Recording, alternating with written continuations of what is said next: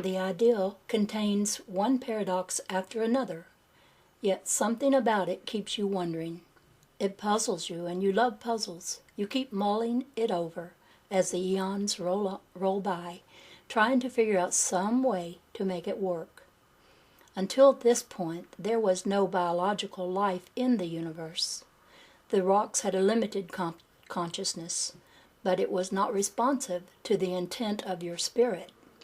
In solid, liquid, or gaseous states, matter as created and defined by your Father behaved quite predictably, according to fundamental physical principles unhampered with until that time. Throughout your travels in the physical universe, you had always kept your consciousness separate from the matter you observed. At the time you hit upon this plan, however, all that changed.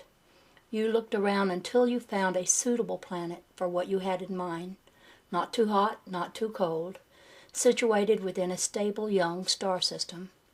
You then focused your attention and your vibrational body in an entirely new way, an open way, a self-sacrificing way, a very powerful, loving way.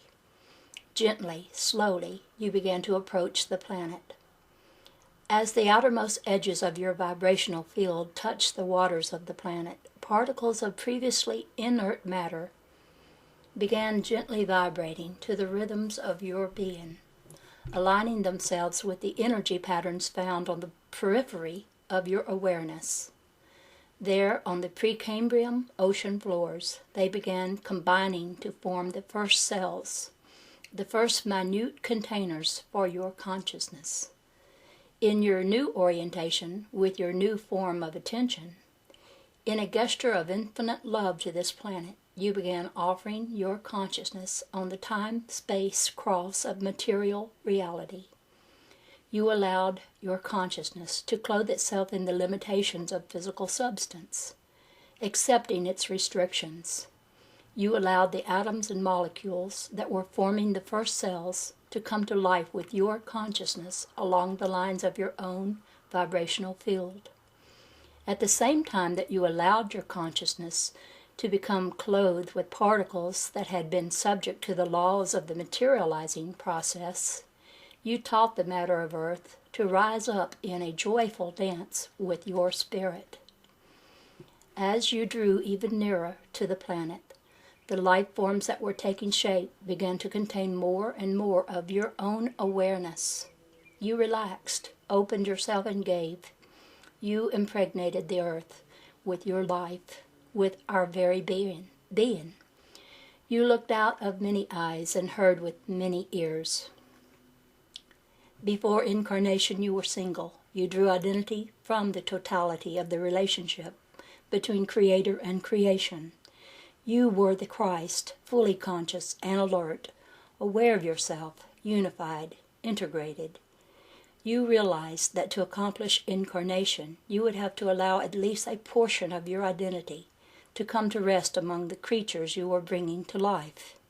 Each of these would possess a type of hologrammatic consciousness that rightly thought of itself as both part and whole simultaneously. However, the presence of this consciousness could only be a certainty after the incarnation process was complete. During your actual servicing through the substance of earth, there was a possibility that certain of the creatures might become self-active. Therefore, there had to be a means of regulating your disintegration from without. You wanted a part of you observing the whole process. So as you prepared to enter into the planetary relationship, you created beings to represent your original state of unified awareness. These are the angels. Their value, as well as their limitation, springs from the fact that they have no comprehension of the process you are undertaking. Their instructions were to pretty much stay out of things until near the very end of the process.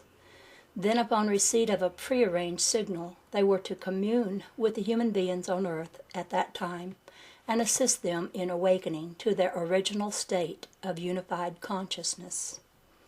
We received that signal nearly 2,000 years ago. It has taken almost 2 millennia to prepare you for the message we bring. You had to be educated before communion of this nature was possible. However, the time is at hand. Our instructions are to awaken you to a remembrance of purpose, a remembrance of self. It is time to begin the final cycle of conscious creation, during which the earth creatures themselves participate in the unfoldment of their design. The body you are creating for the habitation of Christ consciousness is to be a mobile body, fueled by the creative intentions of the Father, capable upon completion of leaving the mother's side. Chapter 4. An interval of non-time.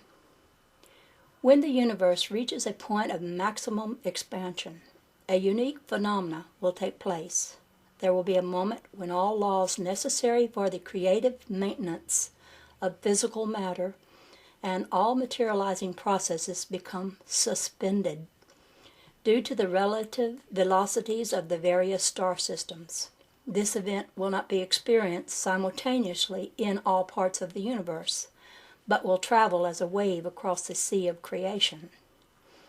Existing within this ripple of non-time will be the focused conscious attention of the Creator. As it passes through the material realms, it will stay and take up residence in all life forms with circuitry capable of mirroring its essence. This is the moment when the Creator will slip inside creation, the moment we are attempting to prepare you for. This is the much misunderstood second coming of Christianity.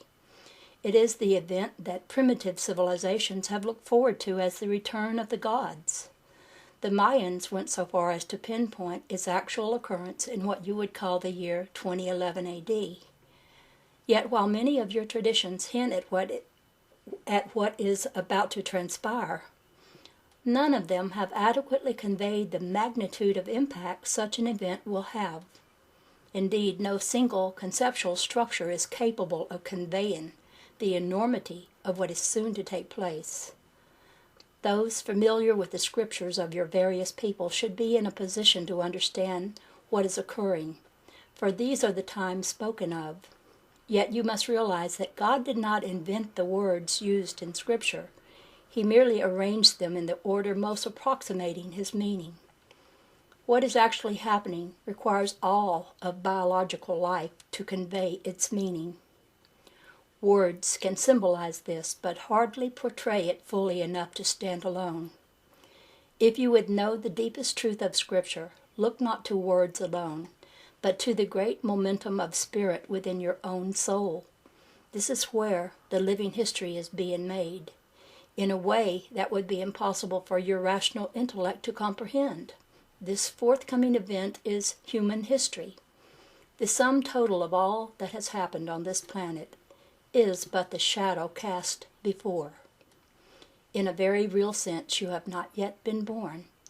You are still in an embryonic state. You have yet to receive the touch of God's definition. Through the long years of human history, your species has been forming the cells that are to comprise the directive aspect of the physical body of the Creator within creation. Gestation upon this planet has but set the stage for the emergence of the planetary being now taking definite form. This planetary being is who you are. Has it occurred to you that the mathematical probability of your being here is infinitesimal? Were you not here, living proof of the impossible, an excellent case could be made for your non-existence. Within the framework of law that was of necessity instituted to create and govern these material realms, the existence of biological life would not have been possible except were it to enter through that one moment when that law was suspended. Such is the origin of biology.